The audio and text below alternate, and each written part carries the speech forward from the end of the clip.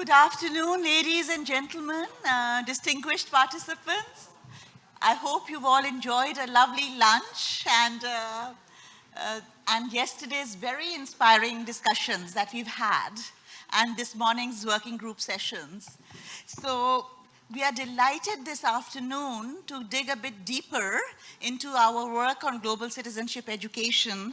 And this session is really going to be focusing on increasing the understanding of educators on competencies needed for effective global citizenship education. We want to emphasize the role of the teaching practices in facilitating transformative learning experiences that empower learners critically, and to provide tools, methods, and strategies for educators to integrate GCED principles into their teaching practices to foster an environment of global awareness, empathy, and action amongst learners. So we are really honored to have with us some excellent panelists. We have with us Mr. Jefferson Plantella, a researcher of the Asia Pacific Human Rights Information Center.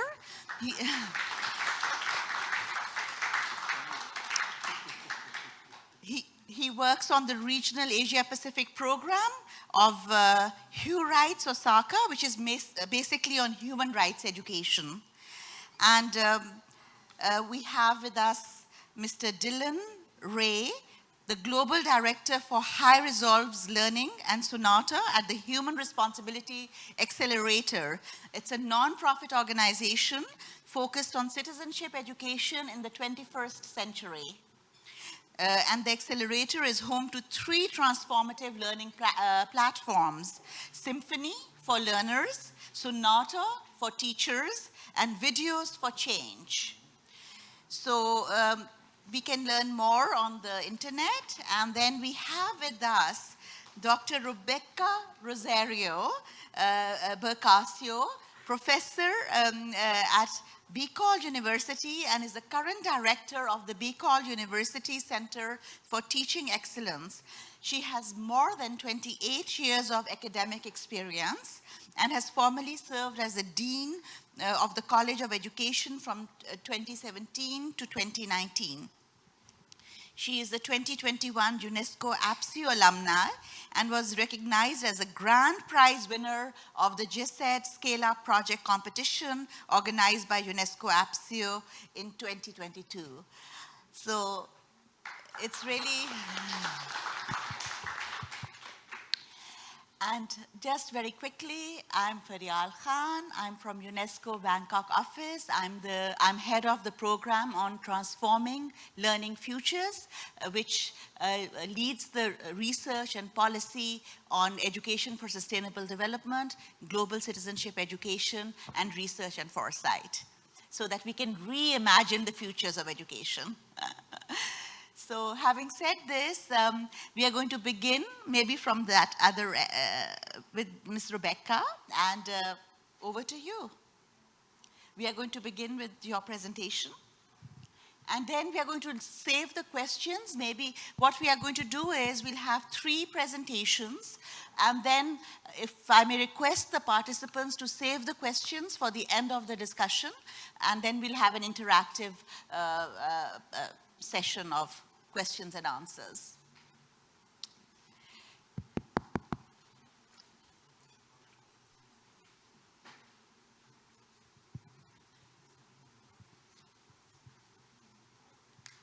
안녕하세요. 제 이름은 Rebecca 입니다. My name is Rebecca. I'm from Bicol, Philippines. It is my pleasure to share with you our experience in implementing capacity building activities for teachers and pre-service teachers. Today is a special occasion for me because it is both a humbling and honoring experience for me to be seated alongside with my trainers and mentor. So I am not afraid because my mentors are here with me today. So let me go right away to my presentation. I have 6 discussion points, as you can see on the slide, but I'll be focusing on evolving a model for critical empowerment of teachers. Let me give you a background of the capacity building that we have conducted in Bicol, Philippines. Let me introduce you to our place. We are the region 5 of the Philippines out of the 17 regions, and we have more than 65,000 teachers. We have more than 4,400 schools for basic education. How we started? We started with institutional research, some sort of GCED audit. And then we had academic visit to some schools in Greece to be exposed to GCED practices. And then I completed the training of APSIU in 2021 and also the mentorship program. Now let me tell you about the objectives of the capacity building that we have conducted. We have specific objectives like enhancing their understanding of GCED, like teaching them how to prepare lessons and materials integrating GCED, and creating a network of local experts. And what are the activities that we have conducted? We have the batch 1 of the training, and I am showing to you some snapshots of the activities that we have conducted since you have probably not visited our place. So we have conducted 4 batches of the training from 2021 to 2023, and Professor Jep was with us in the batch 4. We also conducted a number of webinars, and we catered to teachers, pre-service teachers, researchers, and other academicians. We also had workshops on IM development, highlighting contextualization. And we also had a lot of mentoring sessions. In the university, we have also conducted institutional training for our teachers and pre-service teachers. And the impact of our activity, I think there is some problem with the presentation. We summarized it into 5. Back, please.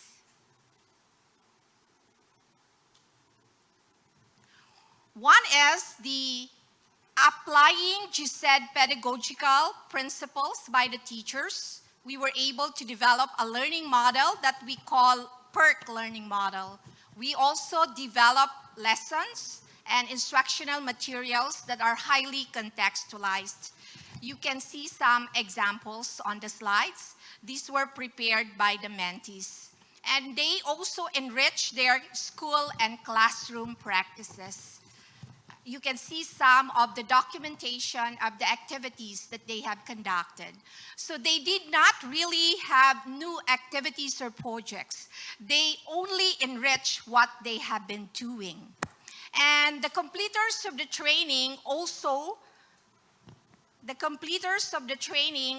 conducted peer mentoring in their own schools or divisions.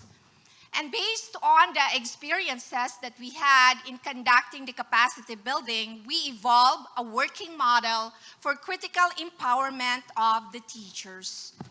And yeah, it was not an easy journey. We encountered challenges as well as lessons.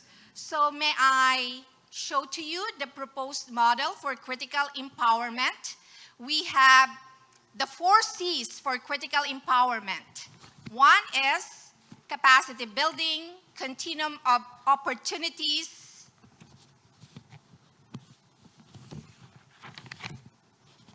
connections and collaborations, and highlighting consciousness among teachers.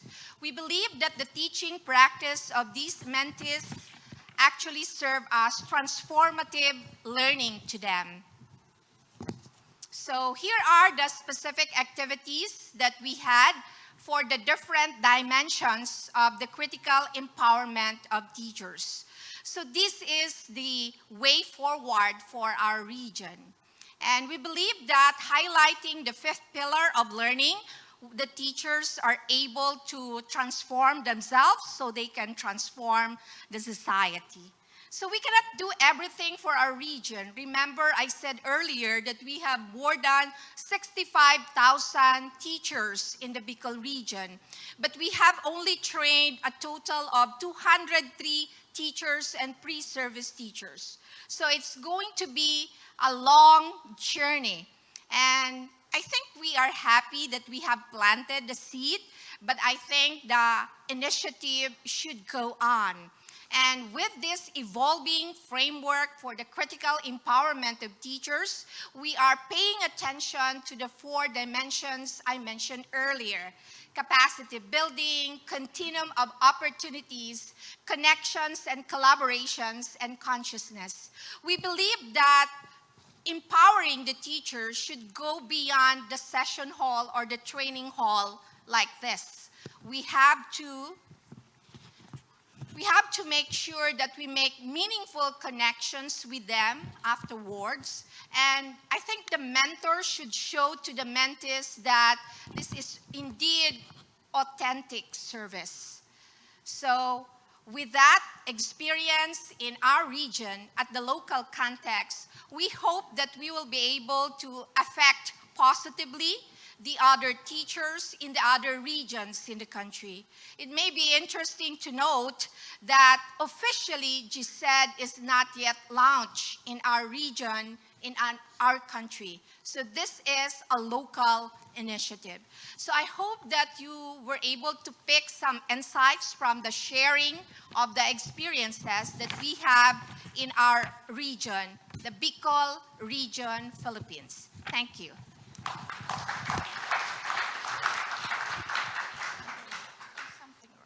Thank you so much. Your presentation has really highlighted the critical empowerment of teachers, the meaningful connections, That's right. which are really needed for peer support, and how contextualizing. We need to contextualize the capacity building initiatives to the needs and priorities of the teachers to make it relevant to their work. We have to make sure that we highlighted contextualization of lessons and materials to make them relatable to the learners. And we have to consider the local social realities and problems in our region. So we were able to develop instructional materials, learning packages, which are being used right now by the teachers across level.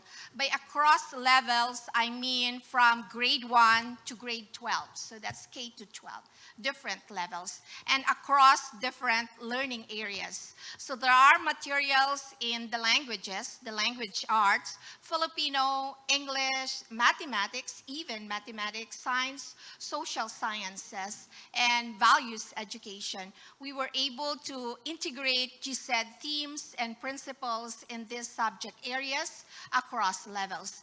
And the good thing about it, the teachers themselves develop these lessons and materials. And they are being shared by the teachers in their own contexts or schools. And some of these participants conducted a whole school in-service training for the teachers, or a division-wide in-service training for the teachers, highlighting the integration of contextualized GCED themes and principles. And today, one of my successful participants is here with me, Ms. Pamela. Please stand to be recognized. She is one of my successful participants, and she implemented a whole school approach in GCED integration. And it's a big school with more than 200 plus teachers, and they are all integrating GCED themes and principles in their lessons. Thank you. Thank you so much, and thank you, Pamela, for being here with us today. So, can you just provide us an example of transformative learning and teaching experiences where you have embedded global citizenship education in the lessons of the teachers' training?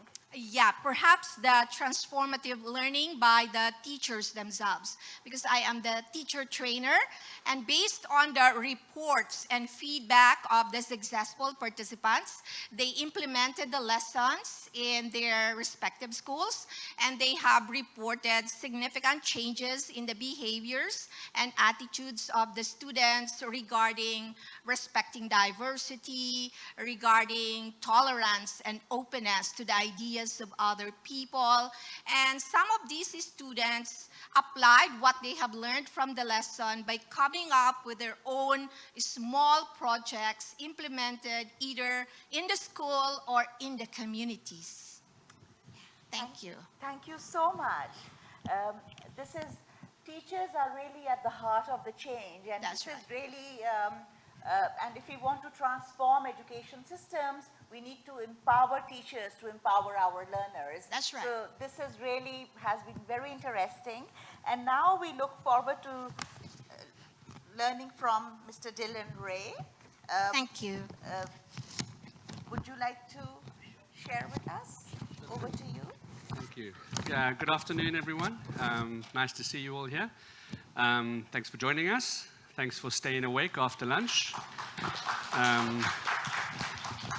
We know it's hard, especially because ABSU have fed us so much food over the last few days. We barely will be able to walk out of here at the end of the week. So I want to pick up, I suppose, on what was spoken about yesterday in our kind of opening session, which was the theme of empathy came up a lot. And I suppose we know, and we'll talk a bit more about it later on, but we know a bit of why empathy is important in the world and the difference it makes if we are all more empathetic, and if the young people coming out of all our schools are more empathetic. There's a big difference that can happen in the world. But I want to focus this talk around two things, I suppose. One is the importance of empathy within teachers themselves, not even thinking too much about the learners. And then also this idea of challenging this idea, I suppose, of empathy, being in that category of soft skills. And really, I think empathy is, the only way I could describe it is more as a strong skill. And it's something that's hard and not necessarily, it is difficult, but it's a hard, strong thing, a powerful skill. So empathy is what we'll focus on. And because this session is about sharing practice and sharing tools, I want to, by the end of this, leave you with a tool for some of you as a reminder, because some of you are practicing empathy and teaching it even, and have had great teachers who have taught you. And for some, it might be something new. But this tool of how do we, in a moment, practice empathy, and then in another moment, and continue it. And so we're going to come back to these four ideas, or four verbs, I suppose: pause, listen, identify, and validate. And so I'm going to unpack those in the spirit of this conference of unpacking. I'm going to unpack those four steps, and I want to share a story about some teachers that are very close to ABSU. So a few years ago, Jiong Lee, who probably has heard enough of me speak, so she's probably not in the room. Oh, she is in the room. There she is. It had always been her vision in ABSU, and others in ABSU as well, to bring Korean and Japanese teachers together. And for those who don't know, Japan and Korea have a troubled and hard and difficult, tumultuous past in many ways. And some of that work began during COVID, and I was privileged enough to be part of an online workshop that brought Korean and Japanese teachers together for some conversations. But then this year, ABSU brought Korean and Japanese teachers together in the same room, live, in person, here into Seoul. And overall, it seems like the workshop was a success, the program is a success, and will continue. But I want to share one moment that came out of that workshop. And now, up front, just to remind you, I wasn't in that workshop. I am recounting the moments from discussions with Sayaka, who was a Japanese teacher who was in the room, and from Jihong as well. but I think it's an important story about teachers and the challenge and the possibility of empathy. So at this workshop, after I think maybe the second or third day, a young Korean teacher, and we're going to call him Jiho, it's not his real name, he came to the workshop in the morning with the aim of wanting to take the conversation beyond the peaceful conversation and the nice and kind and friendly, which you need, but to some of the more difficult issues that I guess were floating in the room between people. Also in the room was an older Japanese teacher. Her name was Akino. Again, I'm calling her Akino for this purposes. And then amongst the group was a younger Japanese teacher called Haruka. And what happened on the morning is Jiho arrived to the workshop and he showed and held up a picture that looked something like this. Now, if you're Japanese or Korean and you're in this room, seeing that picture, probably something stirs inside you, because it's a picture of a disputed territory amongst Japan and Korea. And so these islands in Korea are known as Dokdo, and in Japanese as Takeshima. And there's an ongoing dispute as to whose land this is. And so Jiho wanted to speak about this, and he wanted to bring this into the conversation. When he held up this picture and he spoke about this, the atmosphere in the room changed. As it was described, it became frozen in many ways. Haruka, one of the younger teachers, she said, she doesn't know what to say in response to the picture. She's confused, she's frustrated, possibly upset that this has been brought into the room in this picture, which is so troublesome to both groups in the room. Akino, the older Japanese teacher, who was listening, she watched, she listened for a while, and then she spoke. And she said that even though it's difficult, we really need to have these conversations. Jiho has brought this into the room, and it's a conversation we need to have, but it's going to be difficult. Haruka, the younger Japanese teacher, and some of her Japanese colleagues, they started to talk quietly amongst themselves, saying that they can't say anything. They know it's important, but they don't know what to say. And again, they were frustrated and upset. And Haruka and her colleagues, her Japanese colleagues, they were not making eye contact anymore to the other teachers in the room, so withdrawing in many ways. And then Haruka spoke about an incident she had the day before at a Korean a souvenir shop here in Seoul. And she said she went into the souvenir shop and she was looking at all the different souvenirs to take home, and there was I believe it was a key ring, and on the key ring was a picture of the islands, and it named the islands as Dokdo, which is the Korean name. It may have said something else in terms of, proudly Korean or proudly ours, something that she as a Japanese person, she felt affronted by. And she said it made her quite upset to see this. And then here is this picture in this workshop. And so again, she reiterated the fact that she's upset, that she was frustrated, and that's why she didn't really want to talk about this. And others agreed and said the same. And then Akino, the older Japanese teacher, who had been listening to this conversation and to Haruka's sharing, she spoke again. And she pointed out two things. One, she says the day before, she had gone to a Korean school to visit the school. And she said she had met students and teachers, and she said she was welcomed with excitement and interest, and everyone wanted to talk to her and find out about Japan and what she was doing. And she said she had an amazing experience. And she said in this room that this is the present, what she experienced in that room, with Korean teachers and young people welcoming her as a Japanese teacher. And she said this is the other thing she pointed out. She said, of course we need to talk about this difficult issue of these islands and our past. But we don't want to be stuck in that past, because we want to talk about it in order to get into this present that we're in, and then build this future that we're heading to. And so she said to the group that let's have this conversation. Let's have this difficult conversation. And then, by all accounts, that for those in the room, said that something shifted. And Haruka, the younger Japanese teacher who was upset and not wanting to speak, she started to speak. And she started to say, you know, that parts of this history she never knew. And others around her said the same thing, and that she's grateful to learn more about this. And later on, Haruka, in a kind of a debrief conversation, you know, she even said that her perspective, and other teachers in a debrief said the same thing, Japanese teachers.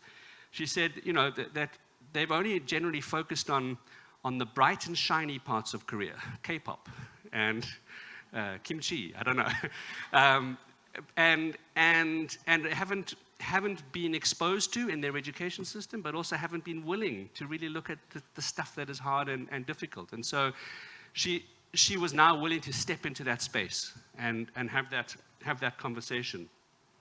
And so what was happening here in that conversation was there was these 4 verbs were happening.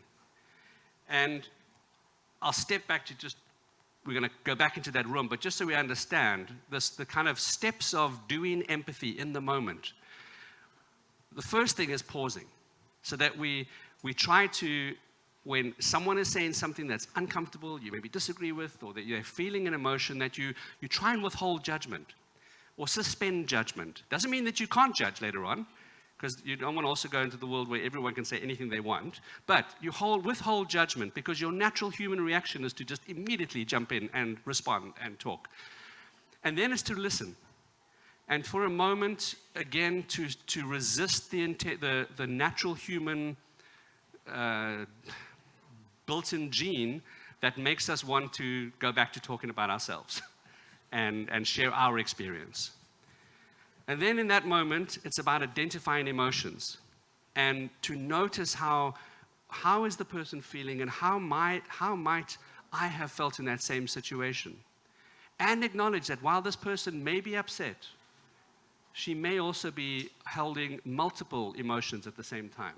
Emotions aren't just one thing. I'm upset now and I have no other emotions. I may also feel confused. I may also feel angry. I may also feel numb. All different things. And then the last thing is this idea of validating, that you don't always have to agree with the person's position. I may totally disagree with you, but I understand your perspective. And I don't want to say, stop being, get over it, or, it'll be better. No, you're feeling something. I need to validate that. So back to that room with the Japanese and Korean teachers. If we look at Akina, apology, I think I pronounced that incorrectly. Akina, yeah. Excuse my spelling error. First of all, she didn't immediately judge Jiho when he came into the room and said, here's the picture I want to talk about that I know upsets you, but also I have a feeling, he is feeling frustrated that everyone's having these gentle conversations. She paused. She just let him be and talk.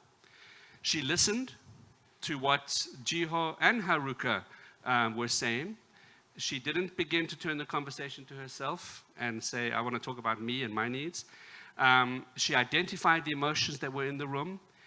She recognized that Jiho was frustrated, but also passionate and wanting to build something together. And then she validated the experience. She didn't say as an older teacher, she didn't say to Akina, okay, stop that now, let's just move on. She let her express herself. And that was building empathy in the moment. And it's done with teachers. But the most important thing, and this is why I go back to why empathy is not a soft skill, that it's a strong skill, is that they didn't get up off that chair and leave the room. They stayed. And you need empathy to be able to sit and grapple and be uncomfortable like they were in the room. And that takes strength, and that takes courage. And most of us, myself included, in times of tension, want to just get up off the chair and walk out the room. So this is all really important for teachers and teaching. This example gives an example of how teachers have used it in their practice and how they've done it. But research tells us all of this, and you can Google it and check it. But if there's empathy in classrooms, teachers' well-being improves. They feel better about teaching when they are empathetic. Students are more engaged when a teacher is demonstrating empathy to them. When teacher-student relationships improve, when a teacher is willing to be and show empathy towards students, there's more trust in the room.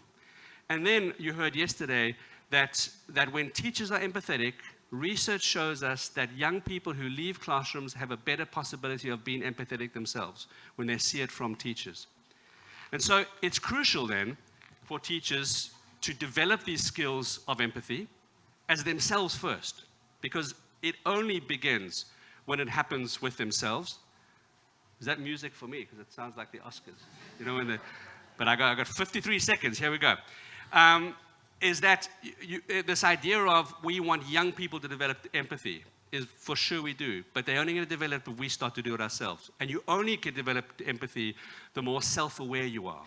The more you, and research shows us, the more you understand your own feelings and emotions, the easier it is to be empathetic. And empathy, as in that room, is all about feeling with people. Empathy is about how we listen to each other, how we engage with each other, how we demonstrate that we are, you are being listened to. And the last piece I want to say is it's a muscle. That was a moment, and those teachers are going to have to do that same moment the next time that Ji-Hong brings them together in Japan and she invites me to come along. They're going to have to continue to develop that muscle. It doesn't just happen in one moment. Which is why I ended with the fact that it is not a soft skill, but it's something hard and strong. And I have a red thing that says time's up, so thank you very much.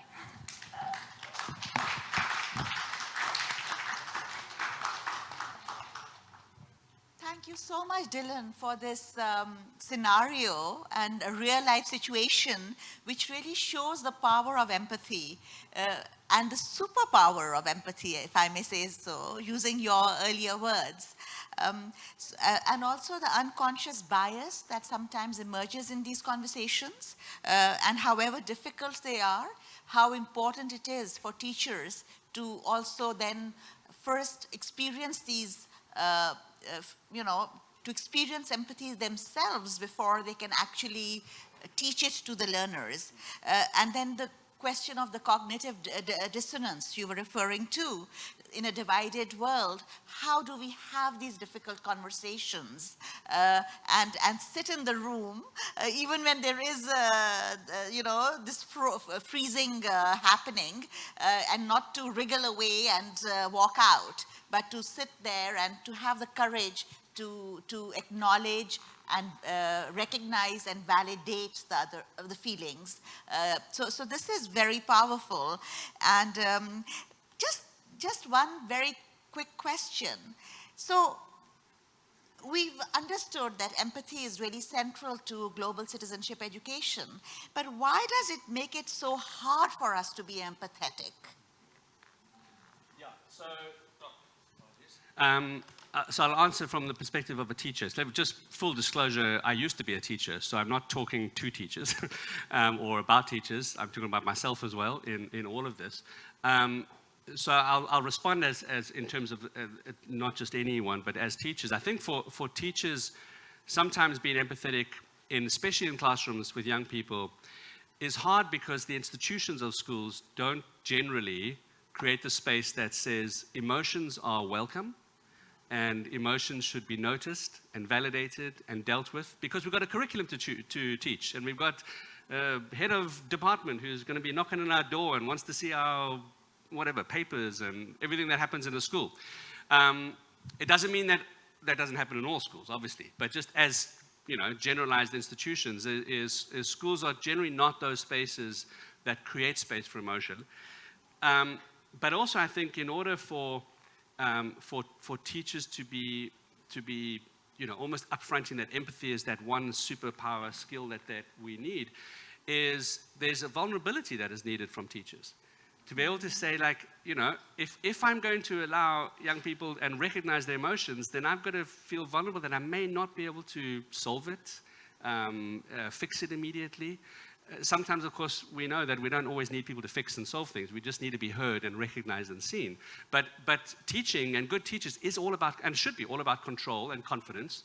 And so the moment you bring something like emotions in and empathy, then it becomes, you know, you lose that confidence. But I think the other last little piece, which makes it difficult, especially in schools and for teachers, is that every year teachers become a year older than their students, and that gap becomes wider and wider between themselves and their students. And empathy is all about, you know, someone said, you know, climbing in someone's shoes. And it's hard when you get to my age of 23. No, I'm kidding, I wish. You get to my age of 50, and you've got to try and empathize with how a young people is responding to what happened to them on TikTok or something, and you don't even know how to open the app. And it's hard to empathize when it's not your lived experience. And this gap is widening between young people and old people. So I think those possibly some things. Absolutely. That is, again, just in a minute, if you could just tell us, you know, so what does empathy then unlock in us? And then we wrap up and move to the next Jefferson. So again, I think again, if I think of teachers and teaching, when we're empathetic in a classroom, it unlocks a lot more possibility of learning to happen, where young people show up because they're seen and they're valued. It unlocks relationships within the class, where young people are learning as much from each other and themselves as from the teacher or the curriculum. But I also think it unlocks that possibility of being able to say, I guess, of being closer to each other, and seeing ourselves in the other, which means those divisions that exist between Korean and Japanese teachers or different people in South Africa, they start to dissipate a little, because we're able to see that how you're feeling is how I've felt, and how I'm feeling is how you felt. And in that moment, we can start to think of what we can do together and how we can have a conversation or build a bridge, have a relationship. So blurring the differences. Beautiful. Thank you. Mr. Jefferson, you have tremendous experience with human rights education, and you have done, contributed in this area where you've developed. Do you have a mic? This one? Apologies. Thank you. So we would very much like to hear from you about your experience. Okay. Thank you very much. I have to thank IConGCED for giving me this chance to say something about the topic that I have been working on. I prepared a set of slides for you to be able to understand the things that I would like to talk about in this case. The topic is lessons from IConGCED's capacity building programs. I did not choose this topic, but I'm very happy that I'm given the topic. Okay. But first of all, I want to say that I have 3 parts in my presentation. First is about the context. I'm talking about the part of the context, the whole context. And then second, I would like to give some examples of what I consider to be part of critical empowerment or transformative education. And then lastly, I would like to give some examples that would raise challenges to things that we are talking about here, critical empowerment and transformative education. So let me start with the context. Okay, okay, that's the one I'm talking about. Oh, this is not the one. Is it the one? Sorry. Is it the one that Before I started working with IConGCED, there was ICU. And as you can see in this picture, that was way back in 1999. We were organizing a Northeast Asian Human Rights Education Conference along with the Korean Ministry of Education and then the Korean National Commission for UNESCO. And we had the Office of the High Commissioner for Human Rights to be with us. And then me as representative of Human Rights. That was 1999. I suppose you can see some familiar people there, yeah? Okay. And then we had this collaboration, as you can see. Yes, that was 1999. We were there. Yes, that was in Seoul. Yeah, you can remember. Yes. Okay. And then that was followed by another collaboration, this time with APSEU. And this was 2000. And we had this youth center outside of Seoul where we stayed there for several days. And this was Asia Pacific workshop. And then we have a third collaboration. This time we went to Bangkok. And we talk about also human rights education. And then we had this participation in a conference in Seoul in 2003. That was during the time of the former director, Daegung. I said, okay, sorry, I might have forgotten. Okay. Then this first workshop. So APSEU started in 2000, but I participated in the first workshop in 2005. It was the 5th Asia Pacific Training of Trainers workshop in EIU ASD toward the culture of peace, held in Chiang Mai, Thailand in 2005. And then the invitation letter says, the APSEU training workshop is an experimental, participatory, and interactive workshop to develop training of trainers program for teacher educators. And the objectives, subsequently after that, 2005, became deepen participants' knowledge of key concepts and themes of IConGCED, reorient the participants' perspectives towards culture of peace and global citizenship education. At this time, there was already just the start of the GCED, and then strengthen participants' practical skills to design and implement IConGCED program tailored to their respective local context.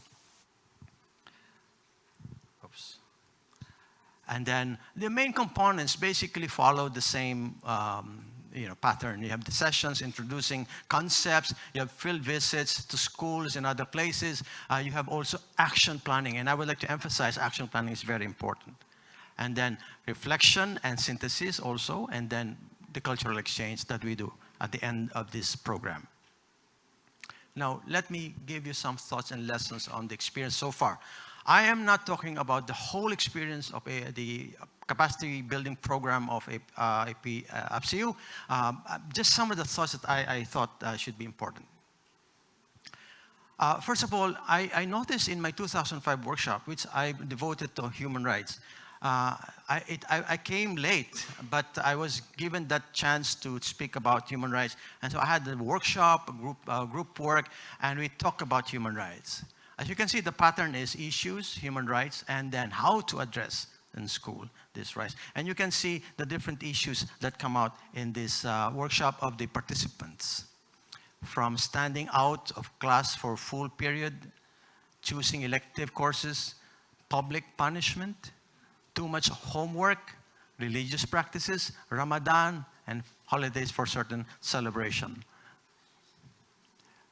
You also have issues like punishment, differently abled children, this dressing up, and ill treatment and favoritism. And then on the other side, you can see the human rights that are related.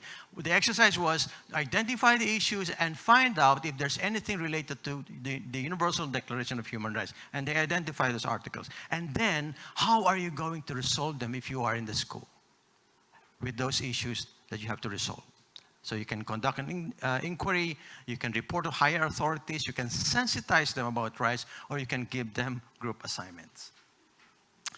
So what happened was I had to extend the time, and I was a little embarrassed because I had to extend the time because I wanted the teachers to be able to really read the UDHR.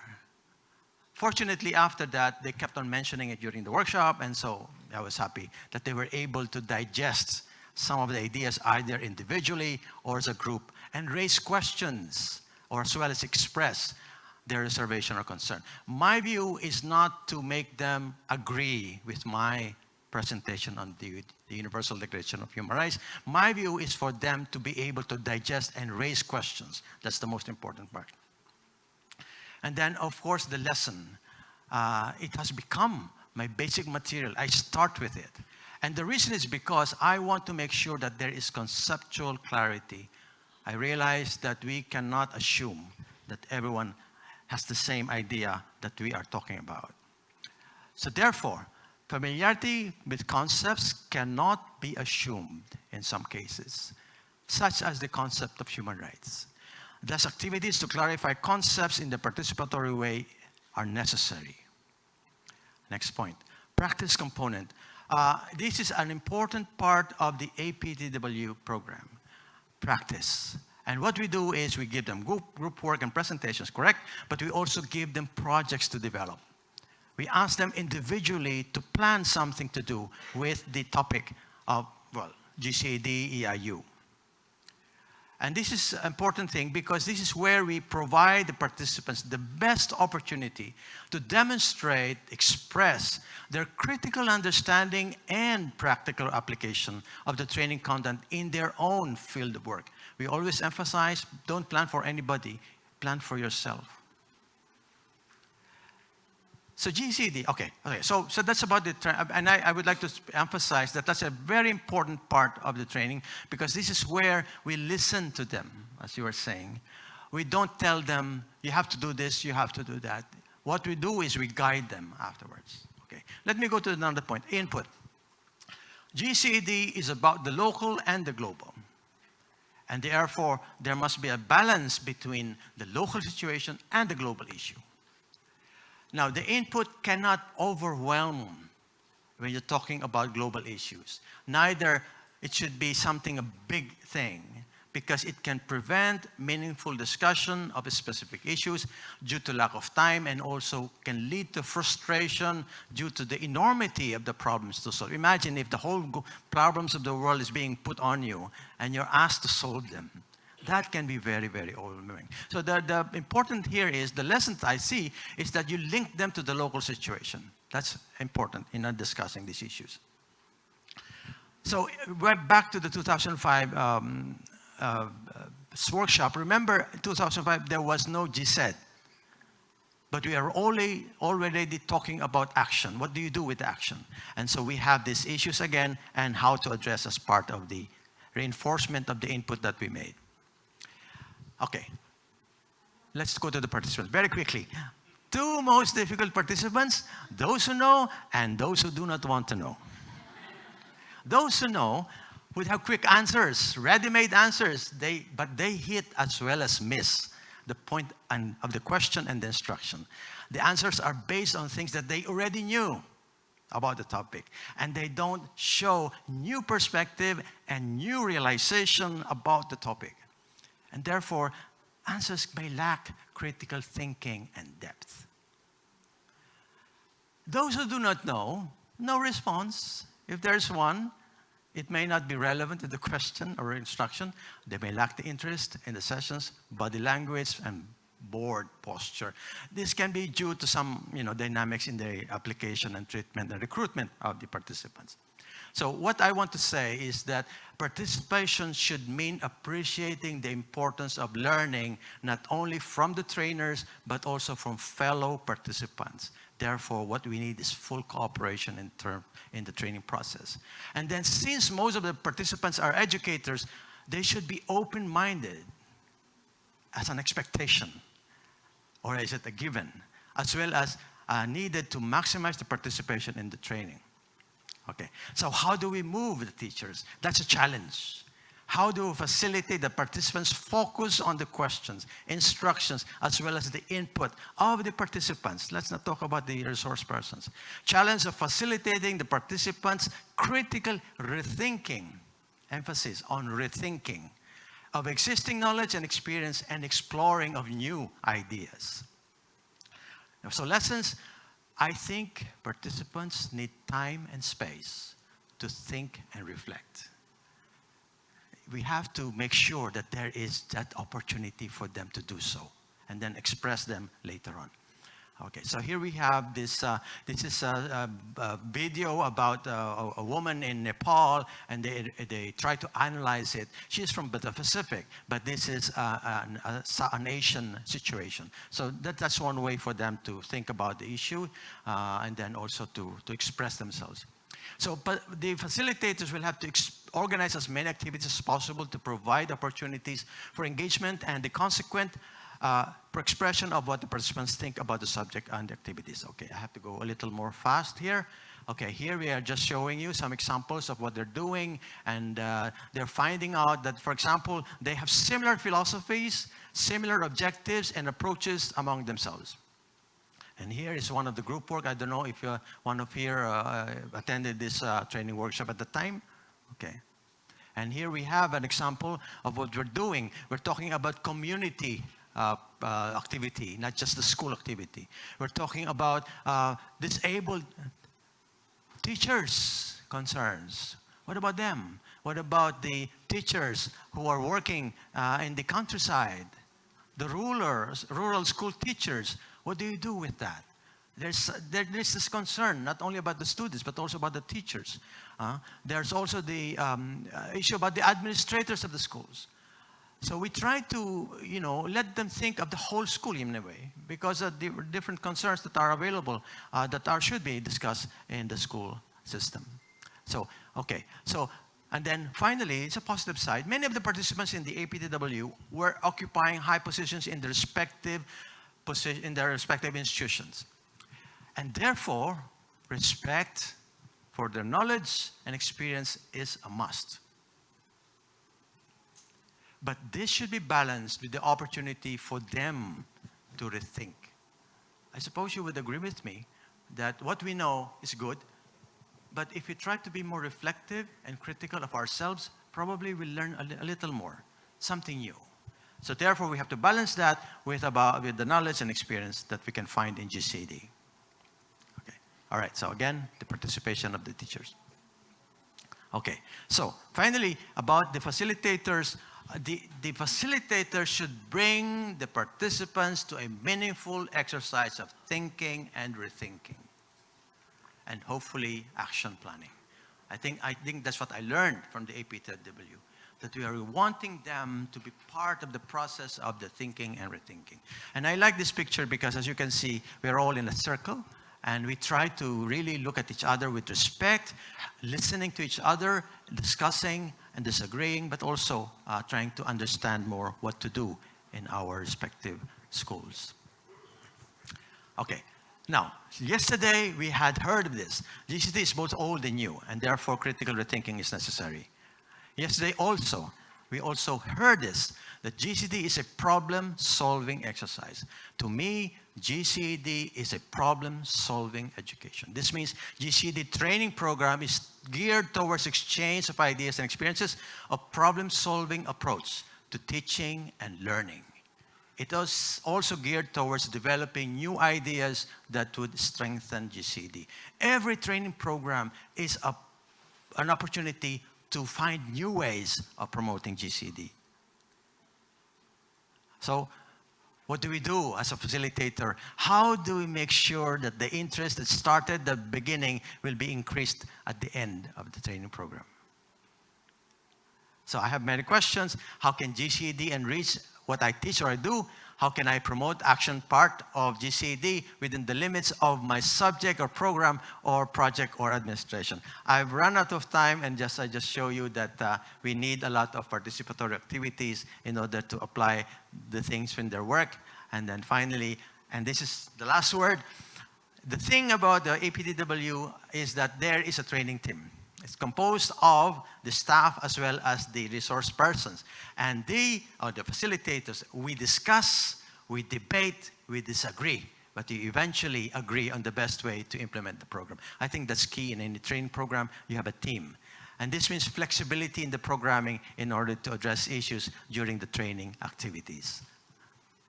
And see, as you can see, they are the training participants.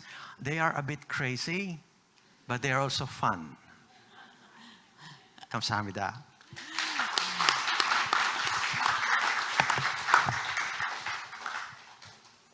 Thank you so much for your insightful, presentation, which really unpacks 20 years or more of initiatives that APSIO and, you've been carrying out within the area of global citizenship education, but also human rights education.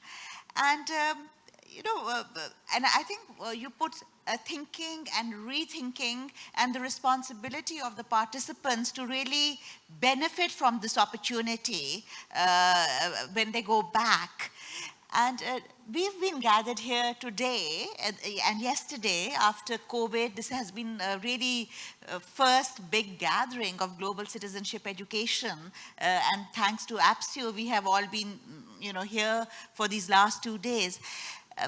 What lessons would you share with all of us today that, how can we make sure that this valuable opportunity where we have convened for 2 days, we've had the opportunity to listen to very inspiring speakers and have these sessions which have really been, transformative because thinking has evolved. How we are working and addressing global citizenship education has evolved.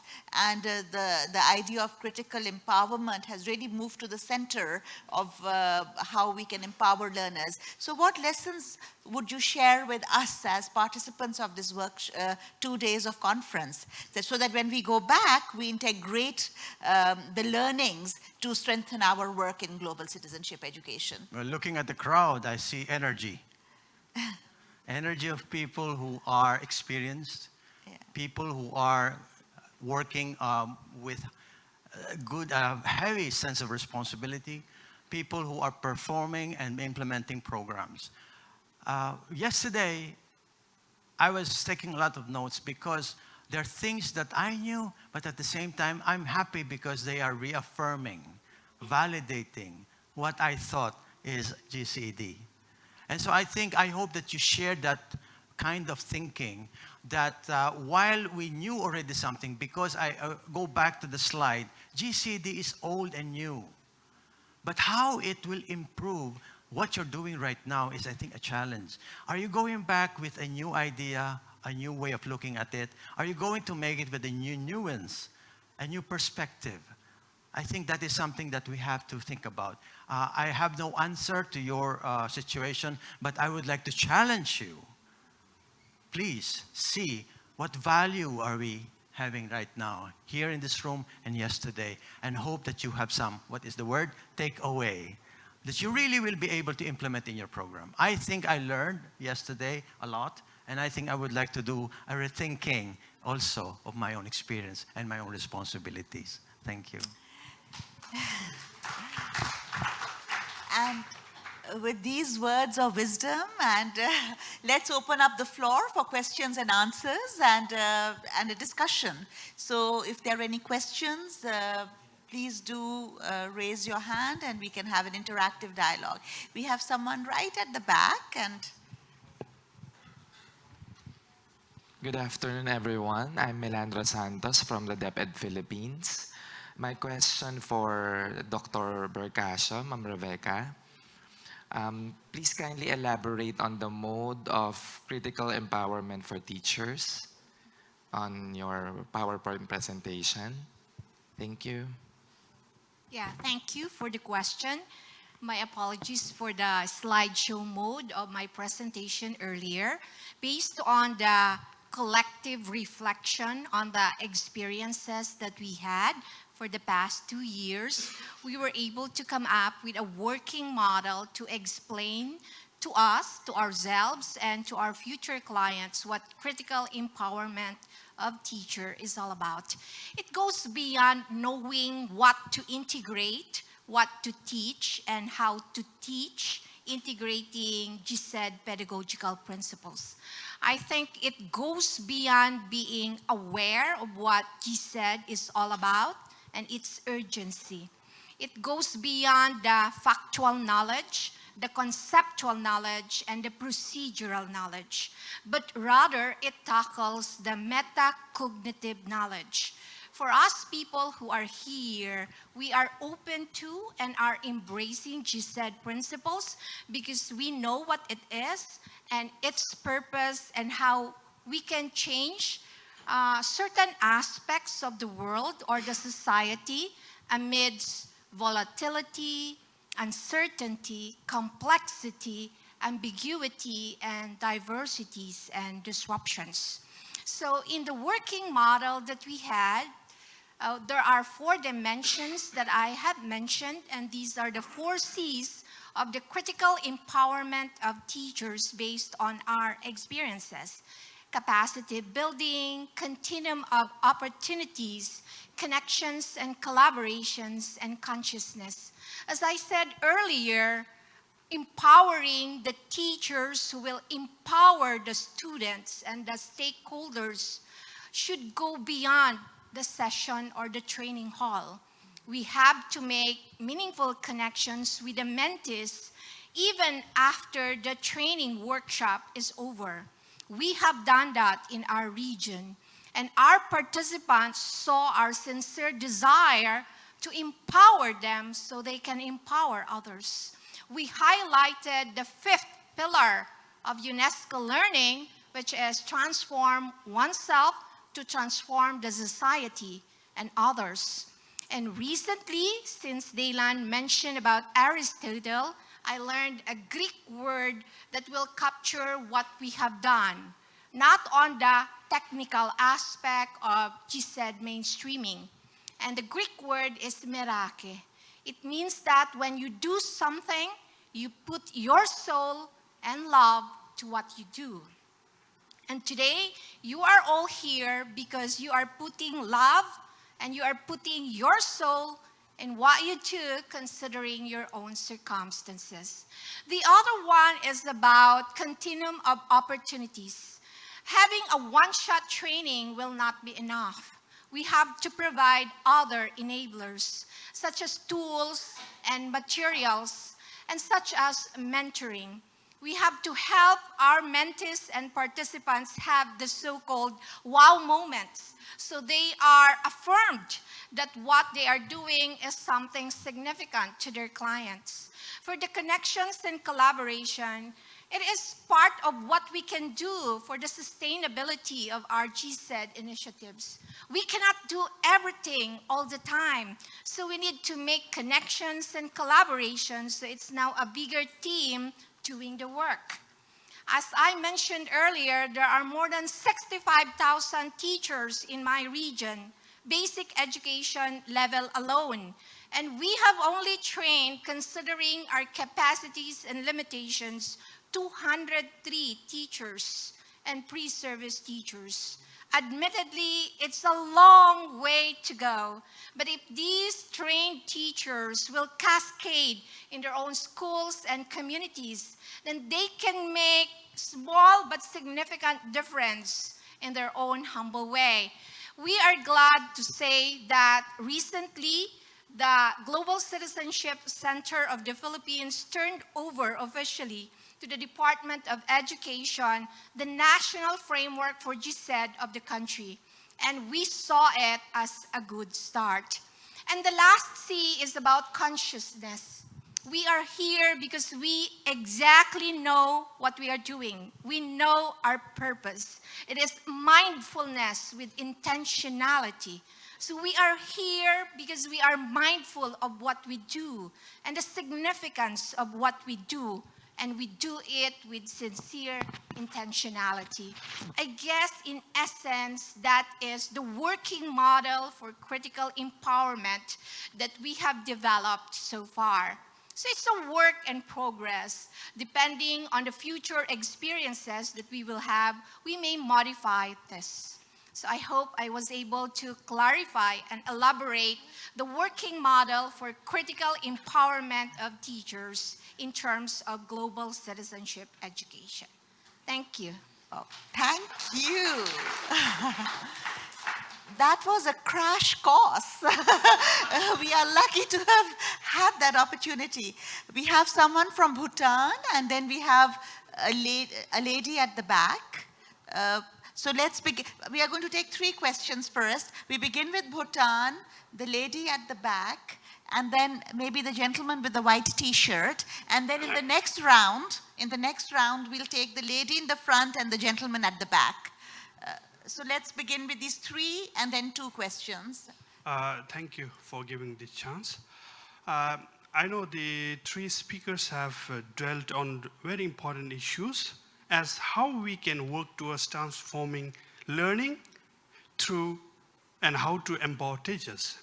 And I guess many of our nations are actually working on most of those areas. However, I'm a little bit confused as to how I or who can be an empowered person by character, by cognition level, by endurance at their job. So if we can use that backward design, can we have some sort of definition or characteristics of so-called empowered teachers? So probably I, as an educator, teacher educator, would like to expect certain qualities in teacher as a result of empowerment process, like capacity building, building consciousness. So I thought I'm not clear enough as who is empowered teacher?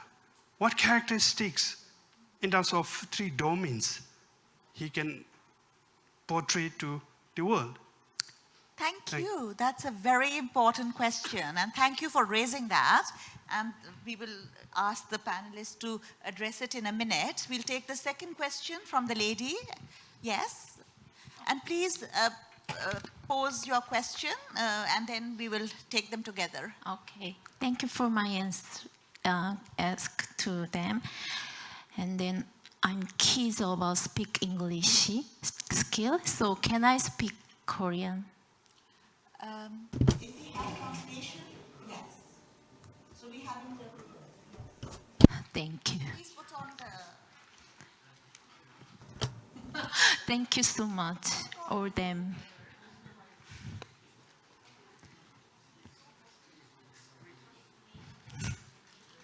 I'm sorry. Channel 2. Channel 2 for English. Please. Thank you. Thank you. 저는 한국에서 I am conducting a GSAP in Korea and listening to the 3 presentations. It was extremely interesting and I was curious about a lot of things. 묻고 싶은 것은 I have a question for Rebecca first. You were talking about enhancing critical empowerment. In the 4th field, you talked about consciousness. Specifically, what sort of activities would fall under consciousness? And I have a question for Dylan as well. 예시를 통해서 You gave us an example about that case of the workshop, and as a Korean, yes, that is a quite thorny issue here in Korea, and it was very interesting to hear that story. When GCED is important, we need, first of all, pause. And when you were talking about that pause required for empathy, that you should suspend decision-making judgment, you should think about the other's position and validate the other. These steps should be nurtured by the teachers, and I think they need to nurture this in every moment of their life. And in order to hone these skills, are there some tips for teachers to train in empathy? And lastly, I have a question for Jeff. When I was coming here, I also thought about the issue related to local versus global, and I was happy to see you touch upon that issue in your presentation. What are some value? I think that the local aspect has significant value. There are, for instance, national values, and sometimes those values can expand into global values. I think that if we put too much focus on global, we tend to overlook the local aspect. And you were talking about the balance between local and global. In GCED classes, and as a teacher that teaches GCED, how can we achieve this balance between local versus global? Thank you for the very comprehensive questions, and we'll take the last round of questions from you. And then the panelists will have about 2 to 3 minutes each to respond so that we can take the following. Please. Okay, thank you very much for the opportunity. My name is Suleiman Bukar, and I'm from Nigeria. Before my question, I would like to thank you for this opportunity because the 3 panelists, all of them are my teachers. Oh, yes. There's a bias here. And 2 among them are my mentors. One is an official mentor that was attached, and the other one, I am the one that attached myself to her. Oh. So it's a coincidence. And I want to thank them because they really touched my life, because they have empowered me in a good number of ways. Most especially the personal mentor that I attached myself to went to an extent of giving me an opportunity to be one of the facilitators in the GCED workshop of Bicol University. I facilitated online, so thank you for that. And what I want to share is this, that you see, in any matter, not only GCED, but let's relate it to GCED.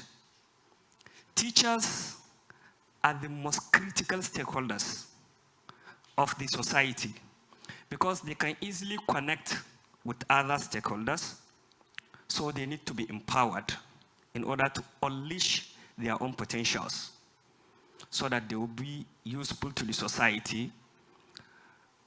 But some countries are yet to incorporate GCED into their curriculum officially. So the question here is, how could teachers in such a country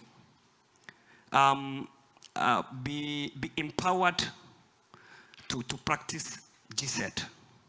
Thank you. Very important question. And this is a question a lot of countries globally are tackling, trying to, find a way. So how about we take 2 to 3 minutes for each panelist? And should we begin with Rebecca? Okay, thank you, Faryal. I'd like to thank our esteemed participant from Bhutan about the question.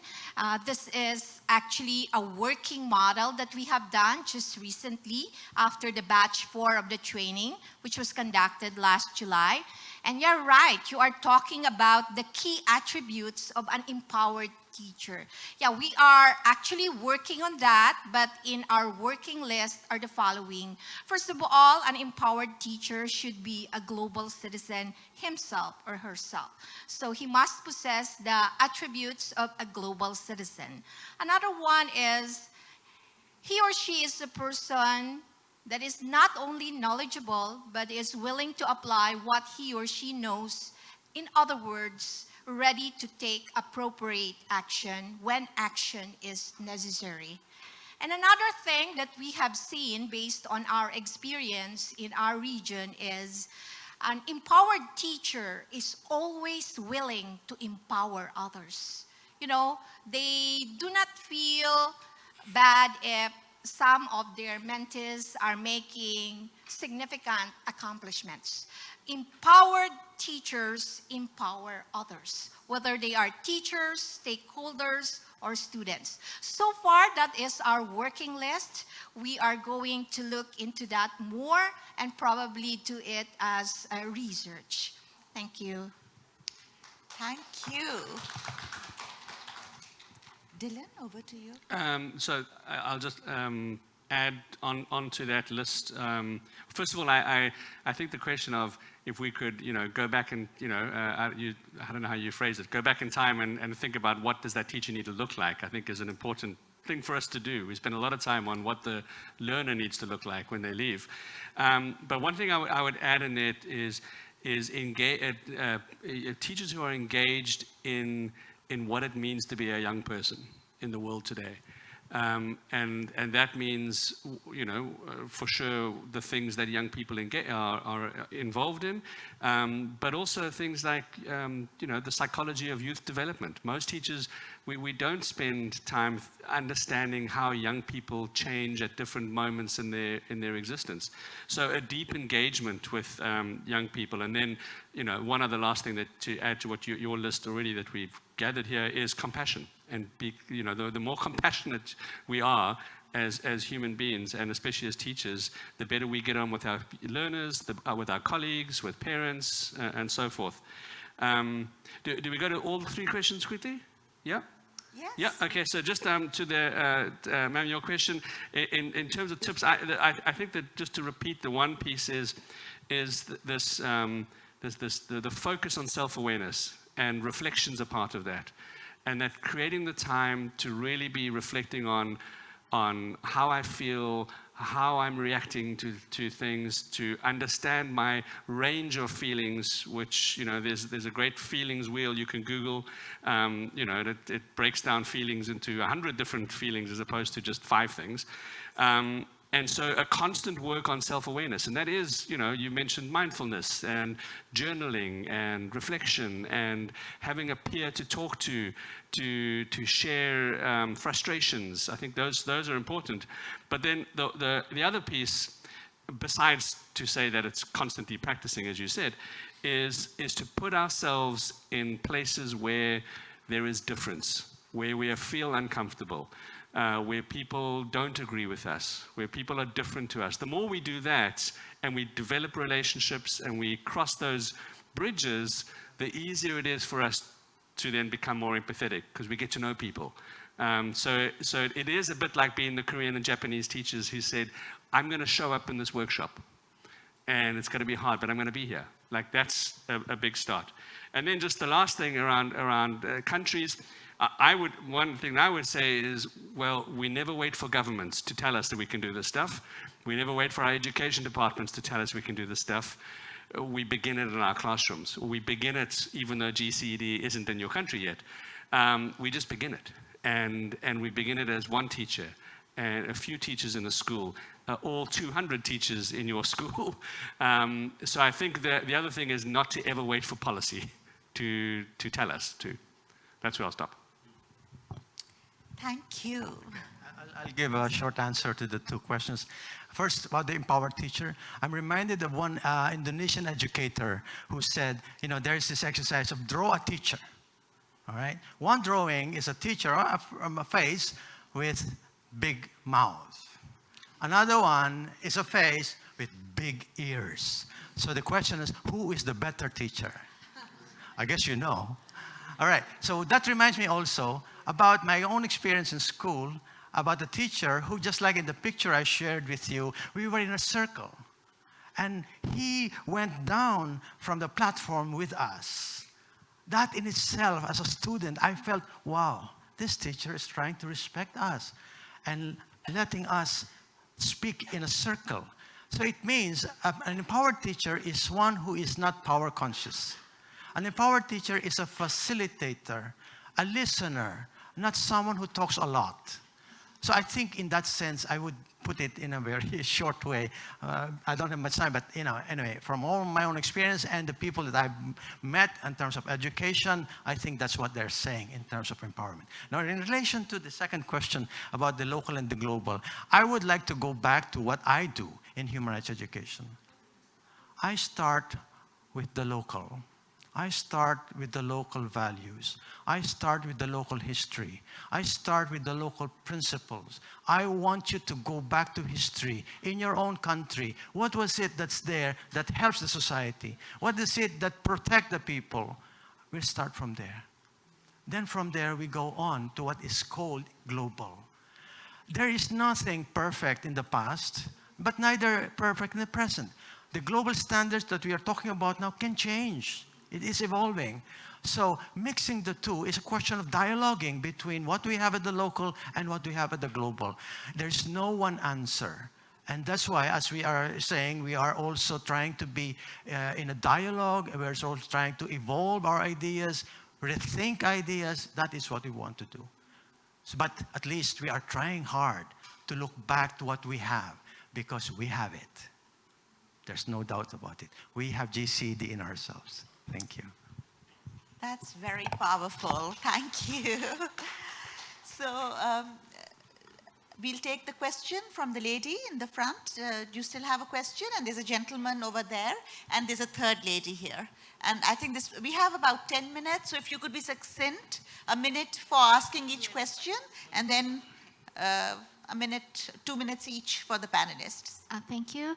I'm Natia Natsulsholi from Georgia. Thank you very much for all three panelists for very interesting and inspiring presentations.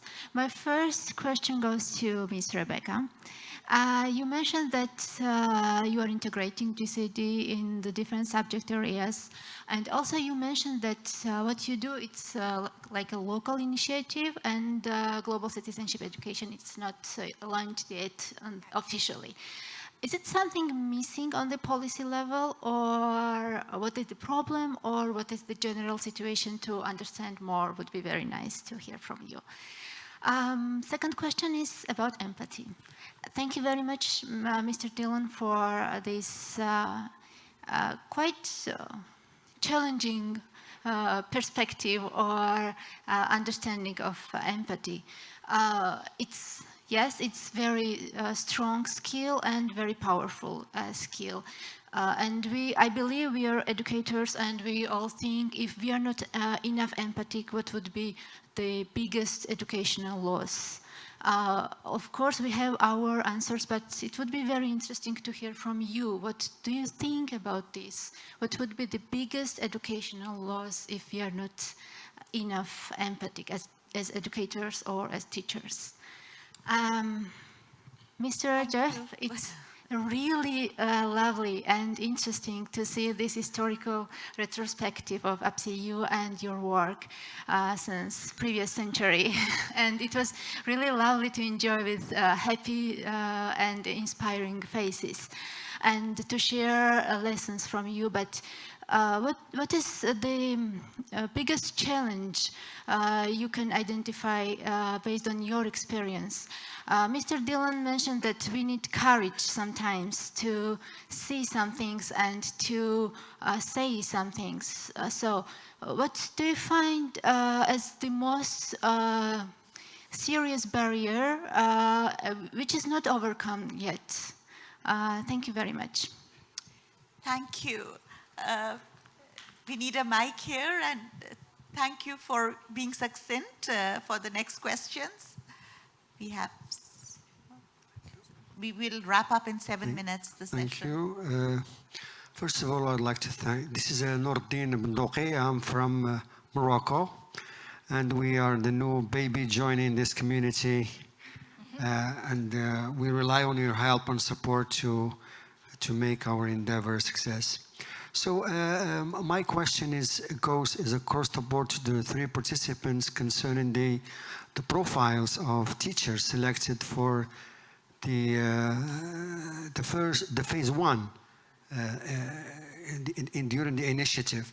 I'm sure I've noticed that you all adopted the performance-based model where participants do things with the content rather than lecturing to them and explaining to them human rights rules. And still, the interaction between the student and teacher back to the classroom is important. And I think that setting the standards for the profile of teachers to be selected in the beginning would help the process.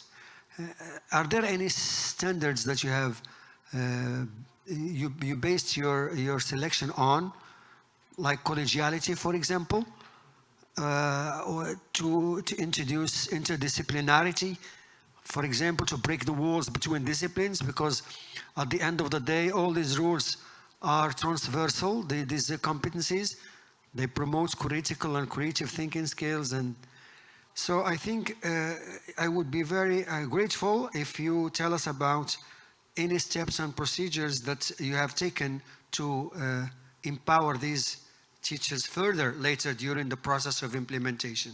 Thank you. A very short comment to Professor Dylan on empathy. Thank you very much for your courage and for this scenario you offered us today. But I think that this is from a perspective of peace building and conflict resolution perspective. And I join my colleague when saying that empathy, part of us as educators, we rely much on empathy to interact with students and make learning happen and make learning become transformative and students empowered. So any practical things that we can take away back home to help our teachers with, I'll be grateful. Thank you. Thank you so much for your very insightful questions. And we take the last question and then give the floor. And each panelist will have about 2 minutes. If we can just take 3 or 4 minutes, 1 minute each? Okay, 1 minute each. 안녕하세요. Good So 1 afternoon, minute, everybody. Okay, I'm from the Philippines. Thank you so much to our three discussants for the engaging sessions. Thank you, Dr. Berkasha, Dr. Jefferson. Thank you. This question is for Sir Dylan about empathy. Is there a need to assess empathy? Or if ever, how do you assess empathy? Or did you ever have a chance to observe or assess empathy in the classroom since you were a teacher? You said a while ago. Other than that, thank you so much. Thank you. So let's begin with Jeff and then move over here. And we have 3.5 minutes to wrap up the session. All right. Thank you. Thank you. 1 minute each. I think the last question is about the barriers, the biggest challenge. It's because of, actually the answer is my biggest fear. Am I facilitating change in the person, in the participant in my program? Am I getting that person go back to the school, to the classroom with something new? Not because I taught the person, but because the person saw it as important to be able to pursue this idea. So my biggest challenge really is not during the program, but post-training. And if I were to help, I would like to help, because I'm also learning from that experience that he will do inside the classroom after the training. So my biggest challenge is knowing what happened next after the training. Thank you. Absolutely. Dylan, over to you. Okay, just look here, where am I? Oh, right, what is lost if there's no empathy in classrooms? The world, but I think one is what is lost is voice of students, and Jeff spoke about, you know, getting down to a student level, and in an education system that doesn't have and create the space for voice of students, besides it being immorally unfair, it means the education system doesn't change, because it's only ever been directed by the adults and the teachers. And so the more voice of kids, the more we can adapt and shift and change, as good teachers do, but that's also what good education systems should do. And also then young people become insular. We just think about our world, our community, our group, our race, our language, our country, our nationality. In terms of so your comment just around things, just one thing to say, if I was choosing participants, I know you didn't ask me the question, one thing I would choose is I would choose people who are already or can easily become part of their own community back home, because the learning happens better when you do it in community with people who understand the challenges that they're facing. And then I just think, I think there's also, for sure, empathy is a peace-building tool, and it comes up in all those things. I think it's also, it's a global citizenship education tool because it builds bridges. It allows us to see the global and beyond the local. And then very lastly, how we assess empathy. Well, I don't know of many school curriculums that actually do assess it, first of all. As we know that many curriculums don't assess many of the softer, although I said it's a hard skill. But that doesn't mean that teachers shouldn't be thinking about that. And so I go back to the Japanese and Korean teachers. You imagine, and I'm sure they do it, the Japanese and Korean students will eventually learn about each other and communicate. Before that begins, it is about what assumptions do you have about each other? How are you feeling about getting to know each other? Then they go through the program, which develops empathy, and afterwards you ask those same questions, and hopefully there you see that shifts have happened, and you can begin to assess that. But the gap is that it isn't really part of formal curricula. Thank you. That's very interesting. Over to you for the last few words. Yeah, thank you. Yes, you are right. The initiatives that we have conducted were local initiatives because we have not officially launched GCED yet. But we are allowed in our country to do innovations provided that the minimum requirement of the approved curriculum is met, then it's not going to be a problem. Regarding the question of our esteemed gentleman from Morocco, when we conducted our activities, we made it open to all.